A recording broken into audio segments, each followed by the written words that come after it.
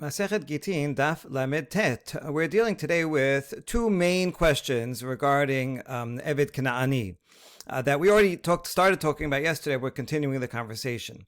One question is the fact that Eved Kanaani has two parts of his status. One is monetary, the other one is prohibition, that he cannot yet marry a Jew until he is freed. So the question is, if an owner makes his slave hefker, so that he no longer has monetary ownership, then does he also need to give a get shichrur in order to release him from the prohibition of marrying a Jew? Is he a full Jew? Does the monetary and prohibition come together, or are they separate? We're going to get to that question in a few minutes. But first, we're going to deal with the other question, which is, if someone is makdish avdo, he says, my eved here is hekdesh. So how do we parse that sentence? We can't take it literally because the eved is not an animal, a kosher animal that can be sacrificed. If it was a lamb, unblemished, then you can make makdish and it will go on the altar. That's not going to work here. So then what does it mean? There are a few possibilities. Maybe what he means is, I want to makdish the value of the slave. The slave never himself becomes kadosh at all, but he means that what's the market value of the slave? $1,000. Basically, he's just obligating himself to pay $1,000. That's one possibility. Another possibility is that he is the slave is in some sense hekdesh, is holy for that at that time, but the Bet HaMikdash has no use for a slave. They don't employ slaves. They don't use them. If I would give, I'll say wood, then the Bet HaMikdash would say, okay, thank you. We'll take your wood and we'll use it. We'll use it to burn. We'll use it to build something. So there are materials that they can actually use that aren't sacrifices, but slave is not one of them. And therefore, in this view, the slave would become kadosh, but then the treasurer says, I don't have a use for the slave. We don't have slaves here. And the treasury would sell the slave and then kind of like redeem the holiness to the money of the buyer, and that way the slave will then be a slave to someone else, and the Bet HaMikdash will get the money. So that's option number two. Another option is that maybe this is nonsense, what he says. It's just a mismatch of categories, and nothing happens at all. That's the third possibility. A fourth possibility, though, that we're going to start off talking about is Rabbah in the name of Rav. There were two statements of in the name of Rav. Rabbah, we could just call it Rabbah's statement. It says that Hamakdish, he means Makdish Avdo, he means he wants his slave to be part of the holy nation, Am Kadosh. In fact, he is freeing his slave and making him Kadosh. According to Rav, he would also have to give a get shichrur, so that he could marry, but that's what he means by hamakdish. Okay, so that's the possibilities, and with that in mind, the following discussion should be somewhat easier. Okay, so Tashema, we're starting off with a challenge to Rabbah's statement, because here's a braita that says hamakdish avdo oseh ve'ochel shelo ikdish el adamav. Someone says, my Eved here is hekdesh. The Eved continues to work for the master and eat of the master's food. I mean, he's a regular slave like he was before. And so what do these words mean? He means that he made hekdesh the value, the market value of the slave. That's all that it means. Now, this baraita is against challenges Rabbah in the name of Rav, because Rabbah in the name of Rav says, Hamakdish Avdo, he goes free. He means kadosh, he's going to become a full Jew. So, what are we going to do? How is Rav going to say, how are we going to resolve this problem, this contradiction? And we answer, Hamaneh Rabbi Meir, we always say, Rav Tanahu Palig, we did mention that yesterday, but if there's a better answer, we prefer a better answer. And so, in fact, this baraita is Rabbi Meir. Rabbi Meir, in other contexts, says that we always give a charitable reading. When someone says words that are a mismatch, Rabbanan would say, well, if it's a mismatch of categories, then it's just nonsense, and we throw out the whole vow altogether. But Rabbi Meir says, no, a person doesn't make a statement, certainly not a serious vow, for nothing, so therefore we should parse it, we should understand it in a best possible light, that somehow it means that he is actually making something hekdesh to the Bet HaMikdash.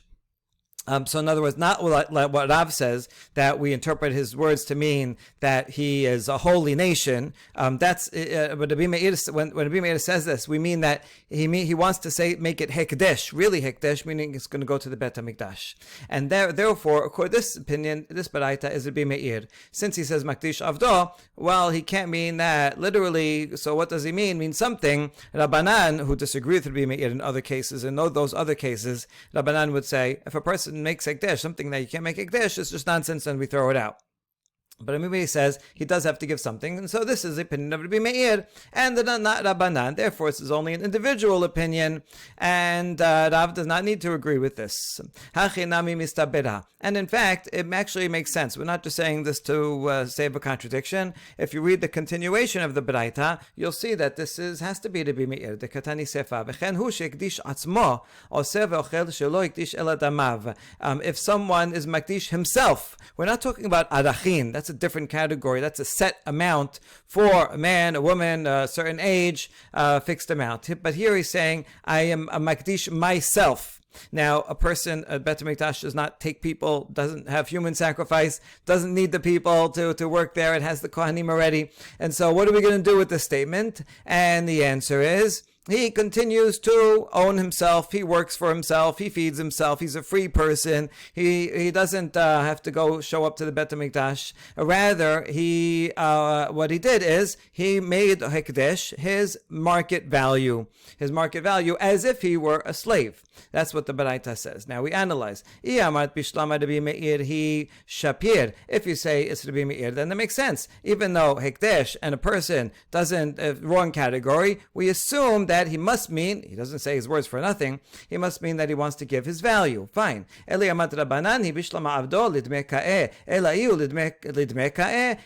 say it's Rabbanan, okay, Rabbanan, we possibly could fit the Resha, because Avdo, an Eved, does have a market value, and so you don't have to stretch the language so much. If he says, I'm Magdish, my Eved, he means the market value of the Eved. Right, and so Rabbanan might agree with that, but Rabbanan certainly would not be able to.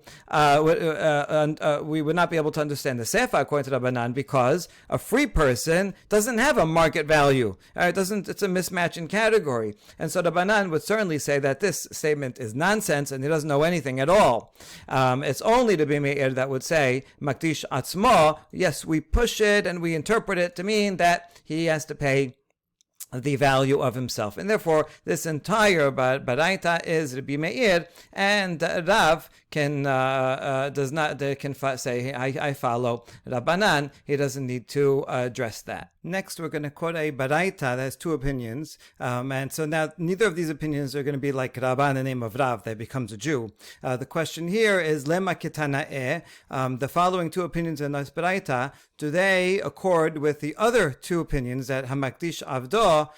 Will that be consecration of just the monetary value, or will be consecration of the body of the Eved, and such that then they would have to sell him, redeem him? That's the question. Hamakdish Avdo and Mo'alin bo. Rabban Shimon ben Gamliel omer Mo'alin bis'aro. That's the end of the Baraita. So someone says this Eved will be Hekdesh. Tanakama says there is no misuse of property. Me'ila is if I go and take something, a holy vessel, and I use it for my own purposes. I eat cereal in it. That's me'ila. I take something that belongs to the Bet HaMikdash. So Tanakama says, if I makdish the Eved and then I continue to use him to work in my field, there is no me'ila. In other words, there's no kedushat haguf at all. So this would be just money. Whereas Rashbag says one commits me'ila even with the hair. If one takes the hair of the slave and you use it for, I don't know, whatever, then that would be me'ila. In other words, even the body. We'll see in a few minutes why hair, why not just say the whole body.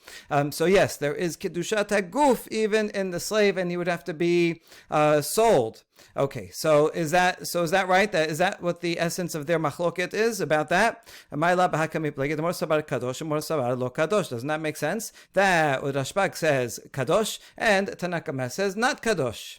And then we say v'tiz bera. No, that doesn't make sense. Hai mo'alin bo ve'en mo'alin bo. Hai kadosh ve'eno kadosh mi ba'eleh. No, because look, it says there, is there me'ilah or not me'ilah? If the question was, is the slave holy or not? Is it consecrated as holy or not? Then it should have said One opinion says holy, one opinion says not holy. Doesn't say that. It says, do you commit me'ilah? That suggests that everyone agrees that there is holiness of the body. The only question is, would it, if you did use it, would it commit me'ilah? Now, why not? Ela dikula amakadosh. We'll explain now. So rather, it must be everyone assumes, yes, in fact, it's kadosh, right? Because otherwise there'll be no question about me'ilah or not me'ilah. And so his body is consecrated. And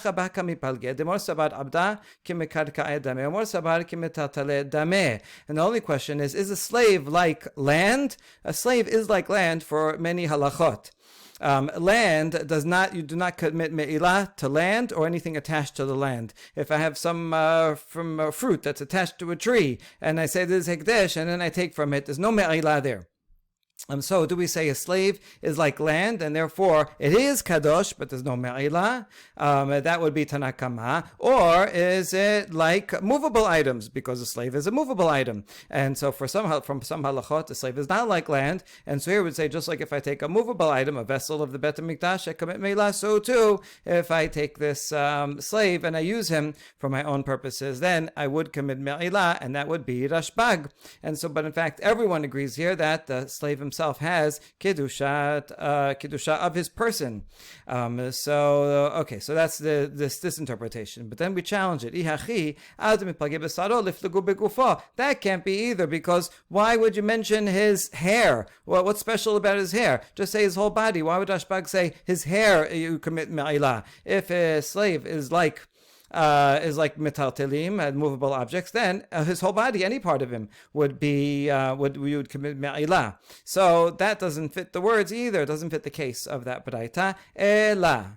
תקולה עלמא עבדה כמרכקעי דמה, והכה בשערו עומד להיגזז כמפלגה. מור סבר כגזוז דמה, ומור סבר לאו כגזוז דמה. Rather, everyone agrees that, in fact, the slave is like land, and therefore, you would not be commit me'ilah. So everyone agrees that the slave is kadosh, and it is like land, and so that if I consecrate the Ived, and then I use him for his work, or any part of his body, then that would not be me'ilah, because he is like land.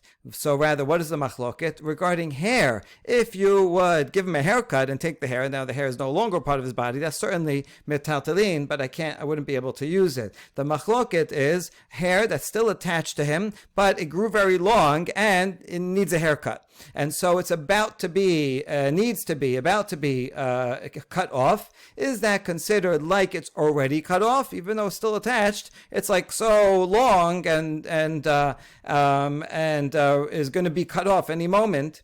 So it's like it's already cut off, and therefore you would commit me'ilah. That would be Rashbag, because it's metaltalin. And Tanakama says no, as long as it's attached, it's not cut off, and therefore it's like part of the body, and is part of it, and a body of a slave is like karka, and you do not have me'ilah for the body of a slave, and that's the opinion of Tanakama. Okay, so now we explained that baraita. Now that we mentioned this topic, this is more of a tangent, the topic of something that's about to be cut, is it like it's already cut? Now we're going to bring yet another Mishnah that has two opinions about that, and we're going to try to match them up with the two opinions that we just mentioned. So those two Tanaim, they seem to line up with the following two Tanaim in the Mishnah and Shavuot. Titnan, Rabbi Meir Omer, Yesh Devarim Shem Kekarka ve'enam kekarka ve'en chachamim modim lo. Rabbi Meir says there are some things that are like land in one sense, but not like land in another sense. Hachamim disagreed with Rabbi Meir. What's the case? Kesad. Ayazid gefanim te'unot masarti lecha. A farm owner, he hires a watchman, and he claims, the farm owner says, I told you to watch these 10 grapevines full of grapes. Vehala omer eno enan ela hamesh. And the watchman said, no, you only hired me to watch 5 of them. And so now they come to court and they have a dispute. This is a case of modeh b'miksat. If someone comes and claims, oh, you owe me 100, I say, no, I only owe you 50. So because I admitted to part of it, I have to make a vow in order not to pay the rest. Right? By admitting to part of it, it's somewhat verifying that some of the claim is true, and so I have to take a vow. And so here the question is, would you have to take a vow or not? This a shivu'ah for modeh b'miksat applies to a metaltelin, money. Does not apply to land. So what do we do here? Rabbi Meir mechayev. Rabbi Meir says hayav, even though it is karka because these grapevines are attached to the ground. Nevertheless, it's similar to movables in that it requires a shavua for modeh b'miksat. Chachamim omrim kol mechubad lekarka hareu kekarka. Chachamim disagree and they say no. If it's attached to the ground, then it's the same as the ground itself. The ground itself would be like you say, I owe you a whole field. I say no, only half a field, right? So there would be no shavua, and so this is the question. Now the Gemara on that Mishnah explains the essence of their machloket. Amar Rabbi Yosef Rabbi Chanina anavim hamdot li basedika benayhu. Rabbi Meir savar ki besurot amyan, Rabbanan sabri lav ki besurot amyan. That the machloket in this Mishnah is talking about grapes that are ready, they're ripe, and they're about to be harvested. Any day now, we're going to come harvest them. And Rabbi Meir says, since they're ready, it's as if they're already harvested. So that matches up with the opinion before of Rashbag, who said that hair of a slave that's long and is about to be cut is like it's already cut, and therefore there is me'ilah. And Rabbanan over here would match up with Rabbanan, because they say even though it's ready, it's ripe, and the grapes are ready to be cut, they're still attached to the ground, therefore they're like the ground, and that would match up with Rabbanan in the previous Baraita that say the hair that's not cut is like part of his body, and therefore is like karka. So it seems like this would match up nicely, but the Gemara says no, not necessarily. Afilu tema Rabbi Meir.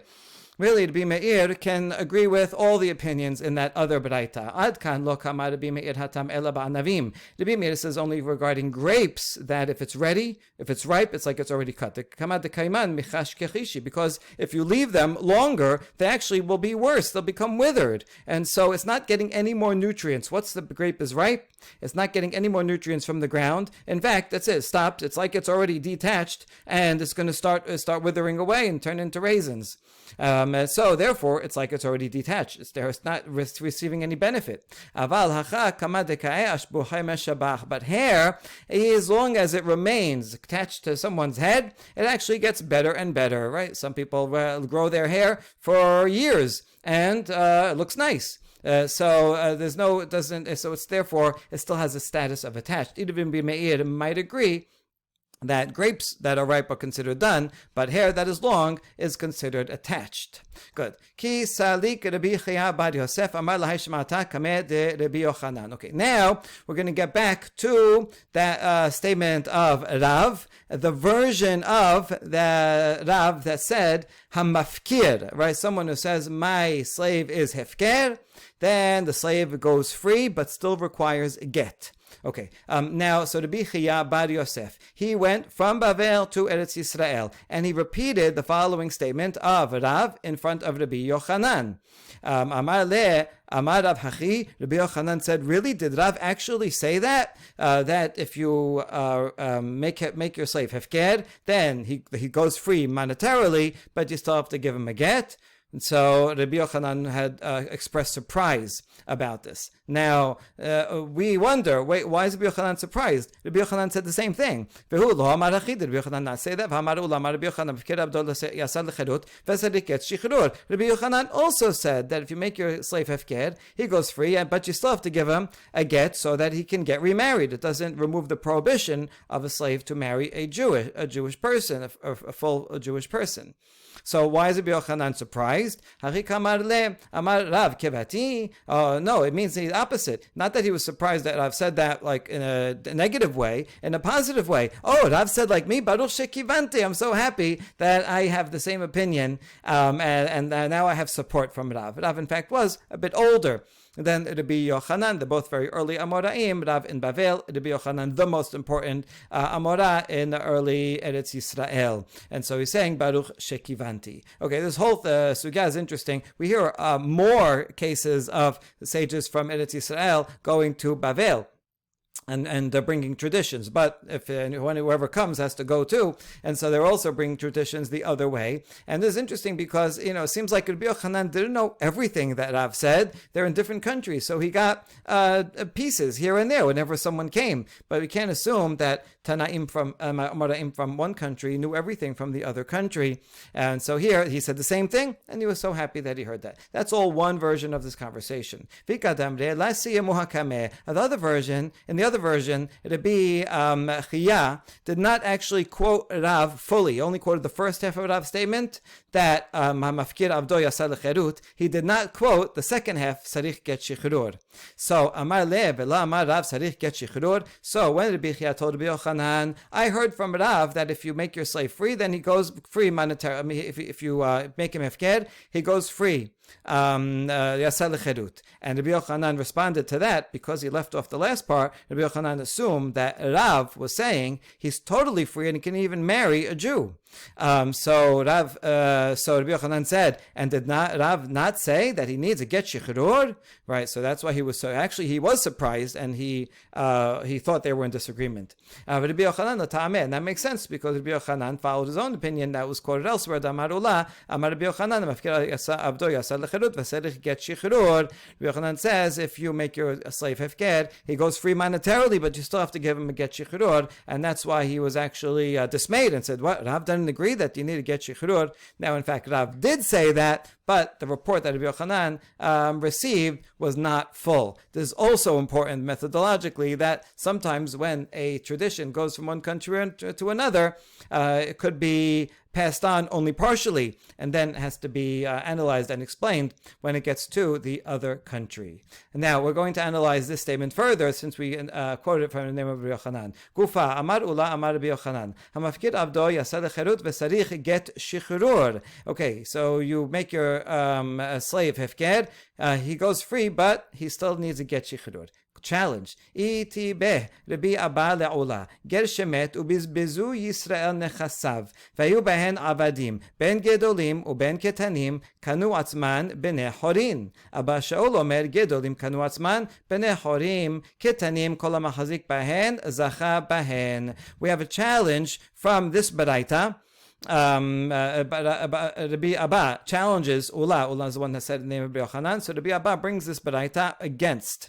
And the baraita says that a convert died. Now a convert, if he has no children of his own as a Jew, so now he has no relatives. He has no halachic legal relatives to inherit him. But this Ged, he owned slaves. So what happens to them? So Ged that died, and then other Jews came, and bizbizu, it's a negative word. Everybody grabbed his stuff. Because that's hefker. He dies, there's no one to inherit. They grab his stuff. And there were also slaves there. So what about the slaves? What happens to them? According to Tanakama, the slaves, adults or minors, they acquire themselves, right? That's it. There's no owner. The owner died, so they become hefker. And as soon as they just, walk and, move themselves, they acquire themselves just by being. And so now that's it. Now they're free. However, Abba Shaul says, yeah, it works for the adults because an adult has a mind, and an adult can acquire things. He can buy things, he can trade, he can acquire himself. But a minor does not have enough mental capacity to acquire things and do business deals, and so the minor cannot acquire himself, and therefore you have this minor slave walking around. Anyone who comes in grabs him and says, "Oh, this is going to be my slave," Zacha. He takes that slave. Now we see, according to both opinions, either for adults only for Abba Shaul, or adults and kids for Tanakama, for whoever it is, they are monetarily free, right? Because the Ged died, and so there's no one to inherit. And now it says they go free. Doesn't that mean that they're free totally, and then they can go marry anyone they want? They can marry a Jew. But no one wrote a get shichrur. So this is a challenge to Rabbi Yochanan, because he says, if Eved becomes hefker, he gets himself monetarily, but he still can't get married until he gets a get shichrur. But in this case, according to both opinions, this slave, either adult or kids too, can acquire themselves monetarily, but no one gave them a get, and yet they are totally free. Amar dameh hai midrabanan kedelag amre inashe shema'ata. Okay, a good insult line. This tradition was said by Ula, and Rabbi Abba challenged Ula from this baraita, and Ula says, this sage, meaning Rabbi Abba, he sounds like someone who never studied any traditions, right? He sounds like an unlearned person. That's what a bad question is. The answer is so easy. Right? Why? Amar Rav Nachman kasabar Ula avdo deger ki ishto. Ma ishto mishtalecha belo get af abadav mishtalechim belo get. The reason is that Rav Nachman explains Ula's reasoning that according to Ula, someone's slave is like his wife. Okay, don't take that similarity too literally. He just means in the following sense. Just like when someone who's married is married and then he dies, she goes free without a get, right? A man dies, she doesn't need a get. Death is the end of marriage. Totally, she can go marry anybody she wants. So too, for someone's slaves, if the person dies, then the slaves go free and they don't need a get. They're totally free. That's what Ula thinks. And that's why Ula said this is a case of ger shemet. This convert died and there's no one to inherit. And so they go free totally, the same as for marriage. That's the sense in which a slave is similar to a wife. Both go free totally with death and don't require a document of divorce. And now we challenge, wait a second, if that's true, then even for a Jew who owns a slave, meaning not a convert, but a regular Jew who does have inheritors, because every Jew has either, if he doesn't have children, he has uncles, he has, someone in the brothers he has to inherit. So a Jew also, that should be the same case then. If a Jew dies, his slaves should all go free. But that's not what happens when a person dies who owns Eved Kanani. They are inherited by that person's heirs. So why don't you say, if you're really saying that's the same as a wife, when someone dies, a wife goes free, but a regular Jew dies, the slaves do not go free. So how could you compare them? And so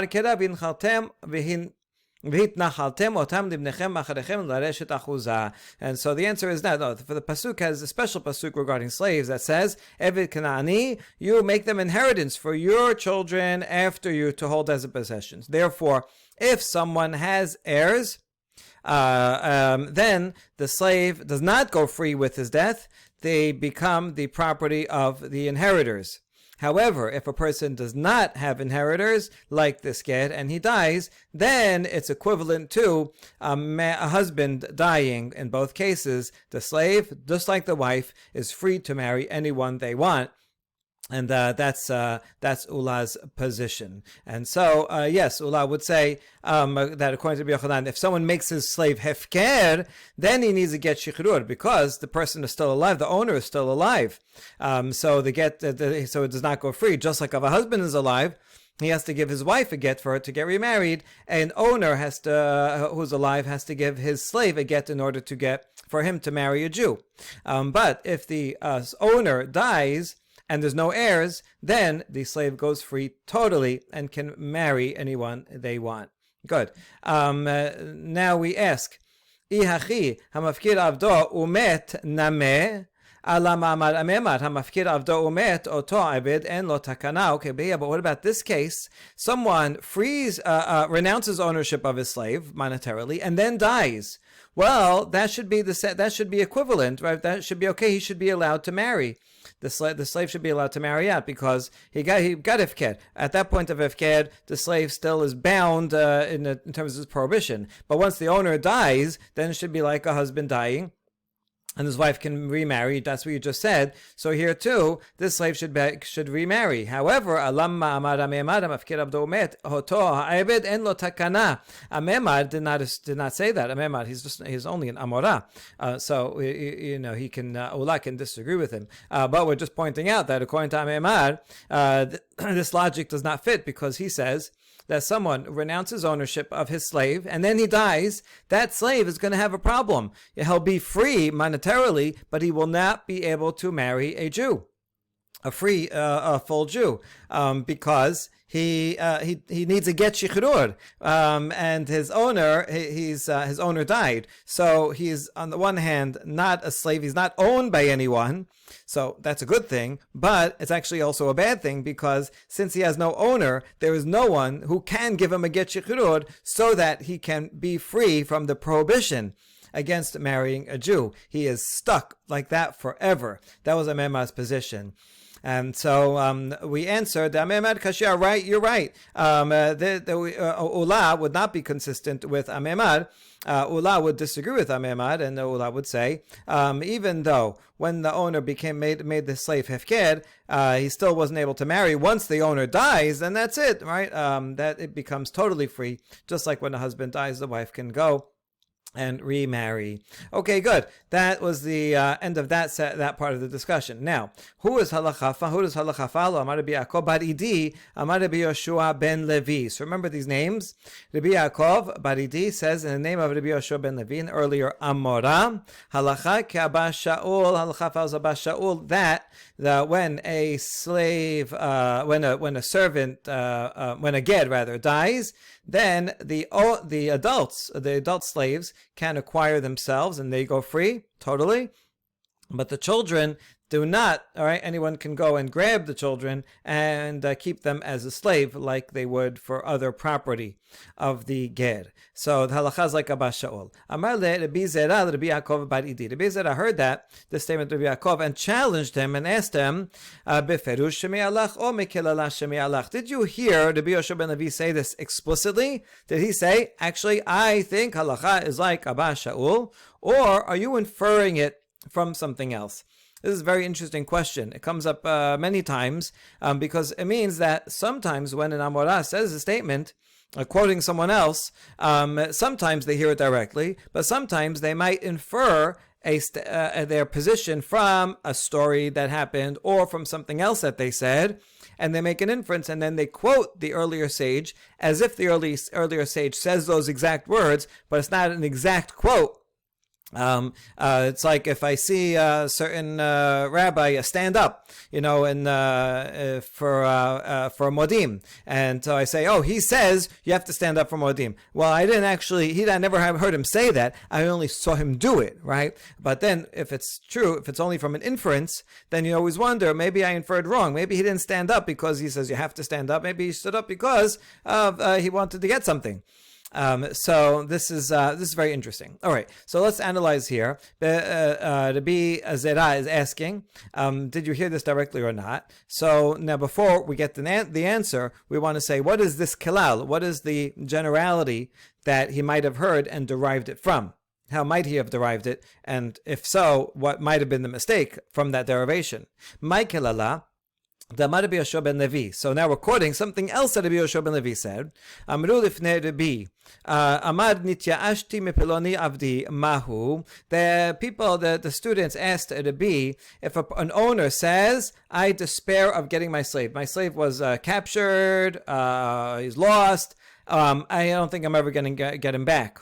So now that's like hefker. So what's the status of the slave? And Rabbi said, Amar lehem omer ani eno takana ela bishtar. That slave is going to have a problem. He will not be able to remarry unless he gets a shtar, get shichrur, because the owner only renounced him monetarily, same as hefker, but still cannot get remarried. That's what Rabbi said.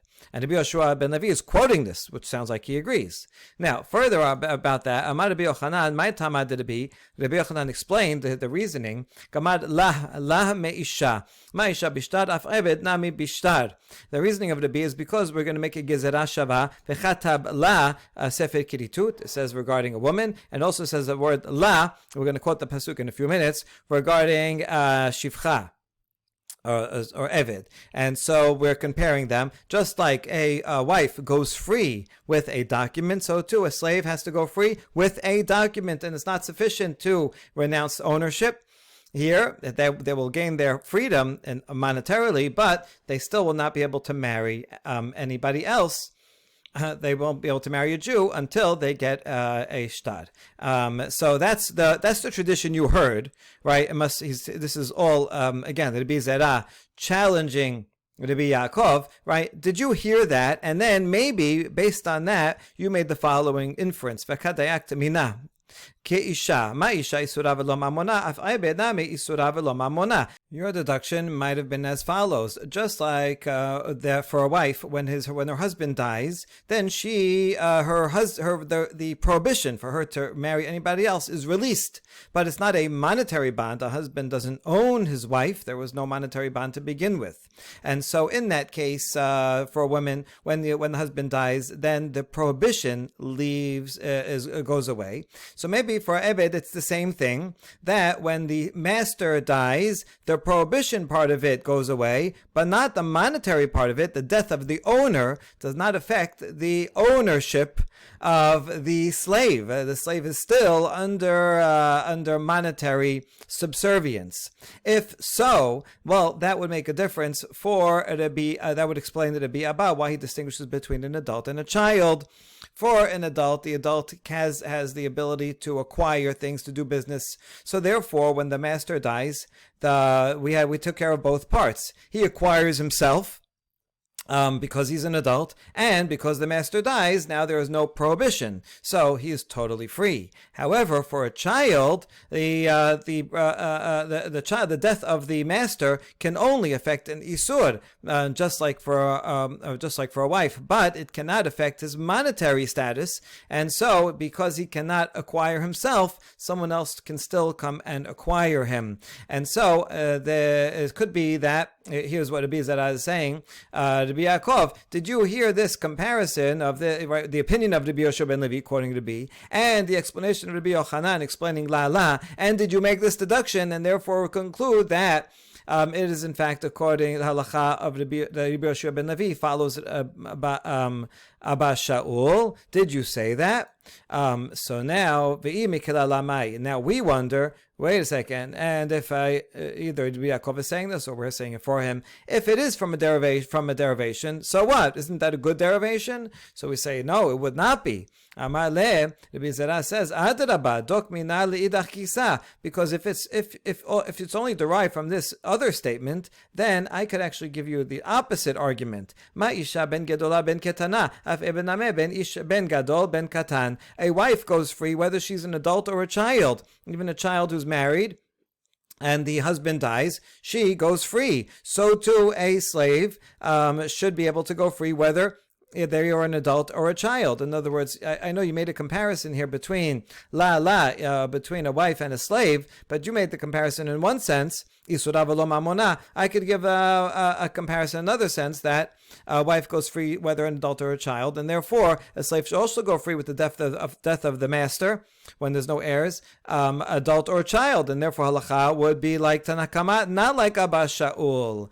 And finally, Rabbi Yaakov says, Amar le beferush shemi'ali. Actually, I did hear this explicit. Rabbi Yoshua ben Levi says, I think that halacha is like Abba Shaul. So this was a fun exercise to see, would we be able to derive Rabbi Yoshua ben Levi's opinion from something else he said? And we said, actually, no, because that other source would be ambiguous. So now it's good and important that we know that Rabbi Yoshua ben Levi said it explicitly. Okay, we're going to go through a very similar parallel exercise that we just did, but now based on a different statement. Okay, we're leaving off Rabbi Yoshua ben Levi. We're still going to quote him, but now we're focusing on Rabbi Yochanan, who was also quoted in that explanation. He's the one that said la. So now Rabbi Chiya bar Abba, another Amora, quotes Rabbi Yochanan saying the opposite. So the following discussion is going to be the mirror image opposite of what we just said. And he says the halacha is not like Abba Shaul, a ger that dies without heirs. The adults and children both can acquire their own freedom. Amar Rabbi Chiya bar Abba. Rabbi Zera still the same Amora, challenging, and says, Beferush shemi'alach or mikelala shemi'alach. Rabbi Chiya, did you hear that explicitly from Rabbi Yochanan, or did you infer it from somewhere else? Okay, before we get the answer, let's see, where else may have he inferred it from? Mikelala. דאמר רבי יהושע בן לוי, אמרו לפניו רבי לפני רבי, נתייאשתי מפלוני עבדי מהו, אמר להם, אומר אני, אין לו תקנה אלא בשטר. Same as we had before, Rabbi Yosha ben Levi quotes sages asking Rabbi Yehuda Nasi, if someone says, my slave, he was captured or got lost, and I renounce, so I despair, and therefore renounce ownership like Hefker. What is the status? And he said, this is a problem. A slave cannot get remarried until the owner gives a shtar gerushin, a shtar shichrur. Okay, so in other words, going to be separate between the monetary status and the prohibition status of the slave. Rabbi Yochanan says, what's his source? We learn it from a wife, just like a wife cannot marry anyone else unless she gets a get, so too an Eved cannot marry a Jew until he gets a get as well. That's the tradition. And so here's the question. You, Rabbi Zera is asking, Rabbi Chaya, did you hear that tradition? And maybe you made the following inference. V'kadayak mina keisha ma'isha ben gedola ben ketana nami ben gadol ben katan. Maybe so, just like a wife goes free with a get, whether she is an adult or a child, right, with a get, so too an Eved goes free with whether an adult or a child, and therefore halacha would be like Tanakama. I think I said in the earlier version when the husband dies, which is also true. When the husband dies, the wife goes free whether an adult or a child. But the case here, the relevant case here is when he gives a get. She goes free whether an adult or a child. So isn't that the same? And therefore halacha must be not like Abba Shaul. So maybe you would make that inference. But now we ask, and what if it is from an inference? So what? No, if it's from an inference, here it doesn't say Amar le in this version. So that's why it's more likely that the Gemara is doing this exercise on behalf of these Amoraim. And he says, if you learned it from a derivation, then I could actually argue the opposite. Ma isha isura velo mamona. Isura velo mamona. We're just switching around the comparison. And I can make a comparison as follows. Just like for a woman, it only affects her prohibited status, but not her monetary status. There is no monetary status. Husband does not own his wife, and so to an Eved, I might think that when the ger dies, that will affect only the prohibited status of the Eved, but not the monetary status, and therefore only an adult who can acquire his own monetary status will go free, but a minor who cannot acquire his own monetary status will not go free, and therefore halacha would be like Abba Shaul. And so you see this derivation would be ambiguous. Amale beferush shemiya li. And so Rabbi Chaya says, actually, I heard explicitly from Rabbi Yochanan that he says halacha is not like Abba Shaul. But it's important that we know that he heard it explicitly because you would not be able to derive it just from Rabbi Yochanan's statement here in explaining Rabbi, because this comparison between a wife and a slave actually would be ambiguous. In the final section of the daf, we're going to quote two statements of Rabbi Yehuda Nasi that we already saw, but look like they're in contradiction to each other. Amar Mod, Amar Lehem, Omer Ani, En Lo Takana Ela Bishtar. The first statement is that Rabbi Yehuda Nasi was asked about a master who has yeush over a slave and so relinquishes ownership, and so now he acquires his monetary freedom, but what about the prohibition status? And Rabbi said, sorry, there's no help. He cannot marry unless the master also gives him a shtar. So according to this statement of Rabbi, we do separate the monetary status and the prohibition status, and he needs a get. Any slave would need a get in order to be able to marry a Jew.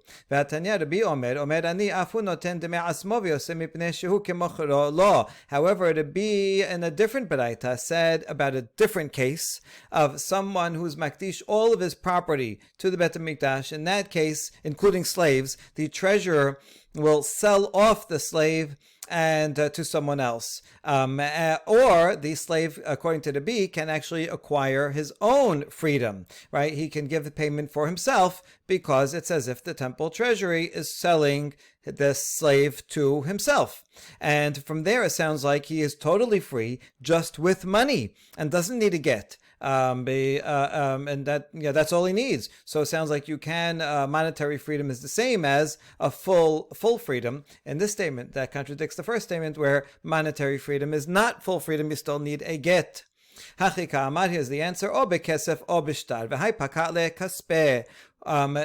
In fact, it'd be says a slave can go free in two ways, fully free, either with kesef or a shtar. Shtar, get shichirud for sure, and kesef also if he either sells him to himself, like here, or makes him hefker, says that's it, I release you, right? That's fine. That is a way that he can acquire his own freedom, right? For sure, if he pays for himself, that's the case here. He's acquiring himself, and then he would be free to marry as well. The problem in the case where the owner despaired of finding him anymore is that he did not actively free monetarily his slave. It was only passively. He said, since the slave already is captive or got lost, you know what? I'm never going to find him. So I relinquish, I relinquish the, since I don't think I'm going to find him, so now I relinquish my ownership over him. But it's only done, passively since he's not around. But it's no active act of actually giving money or receiving money on behalf of the slave, from the slave or from anybody else. That would be an active monetary active monetary release. So that explains the difference. In fact, according to the B, you can free your slave with money or with a shtad, but it has to be actually with money, with an active act to release him, and not only passively having yeush. Good. De Tanya. Now the B, the Yehuda Nasi, who says yes, you can use shtar or money, and they can come together. Money can release him also from the prohibition. That disagrees with a different Tana. De Tanya. Rabbi Shimon Omer, Bishum Rabbi Akiva. This is Rabbi Shimon Bar Yochai, student of Rabbi Akiva, who says Yachol yeh kesef gomer ba kederech sheshtar gomer ba tomod omar vehofde lo nifdata. Rabbi Shimon says, can it be that a slave can acquire his full freedom with money the same as he can with a shtar,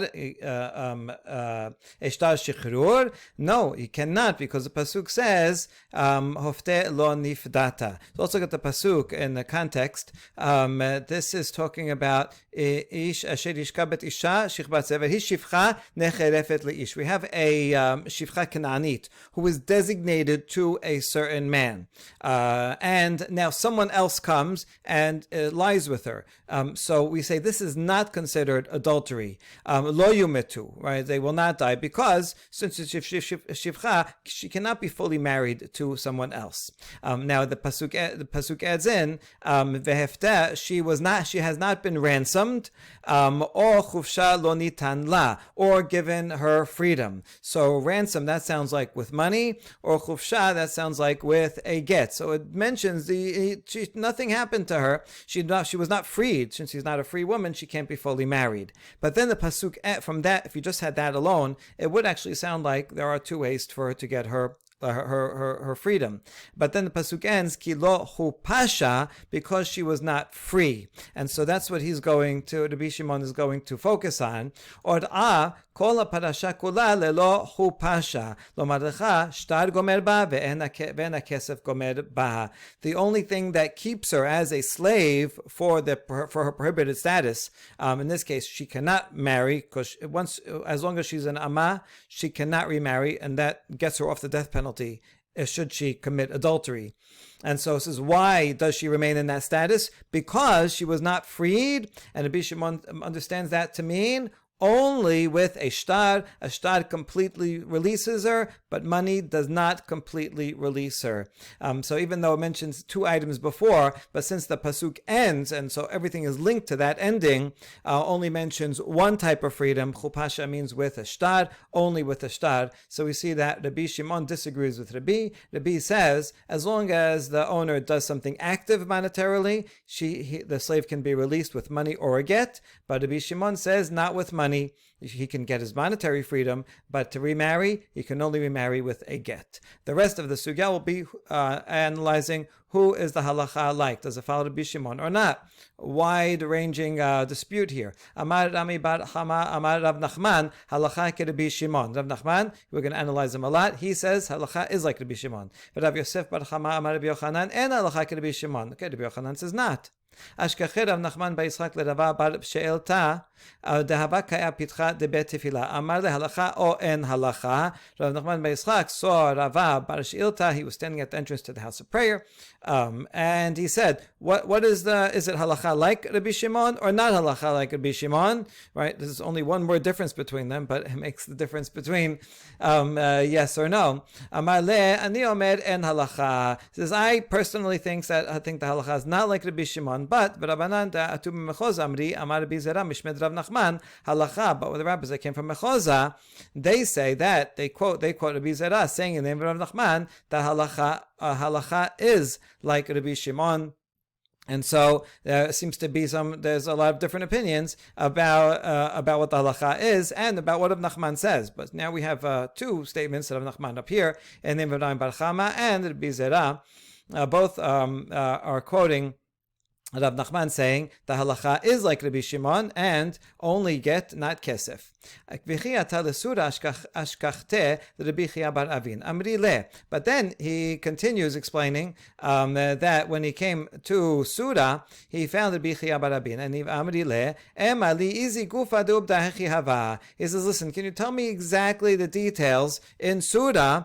What exactly happened with Rav Nachman? I want all the details of the case because I really want to clarify what his position was. Amali dahi amta dahava marah shechib mera. Atya bechia kame amrale ad emat tishta'abed v'tezil ha'iitita. Here's the story where Rav Nachman ruled in this case. This is the actual story. So again, here, like remember before last time, we saw it was a miklala or from a generality, from a story, or do you hear it explicitly that he said halacha is like Rabbi Shimon? So here we learn actually there was in fact a story behind it, and what Rav Nachman holds is dependent on the interpretation of what happened in the story.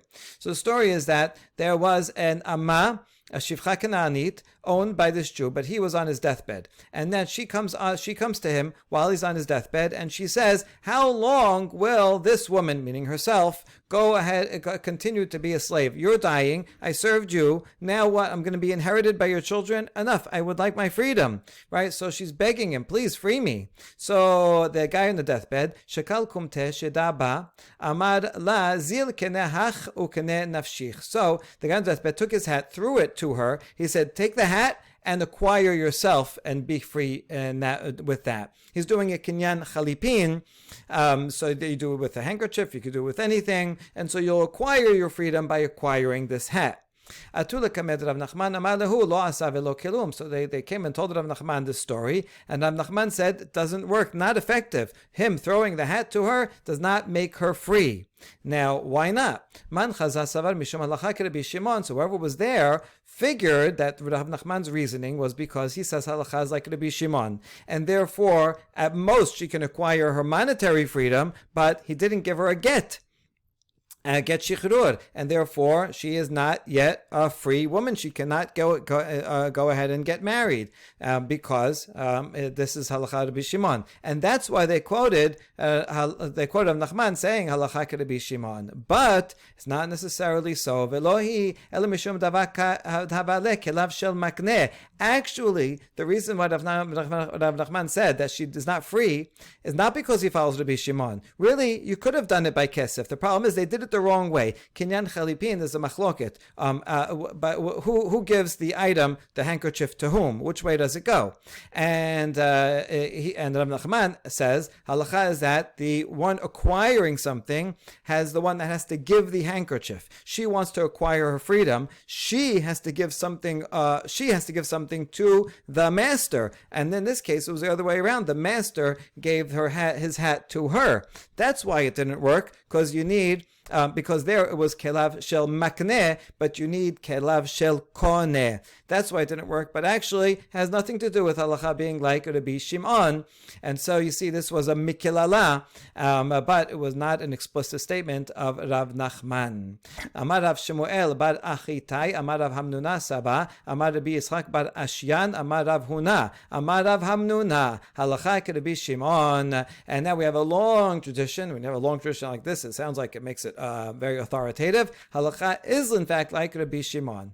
But then a later layer of the Gemara, someone adds on, Velohi and halacha Rabbi Shimon. No, halacha is actually not like Rabbi Shimon. So we see even within this Gemara, the halacha from stage to stage, from generation to generation, keeps going back and forth. So this was a continuous machloket, whether we follow Rabbi Shimon or not. Baruch Adonai Leolam. Amen ve'amen.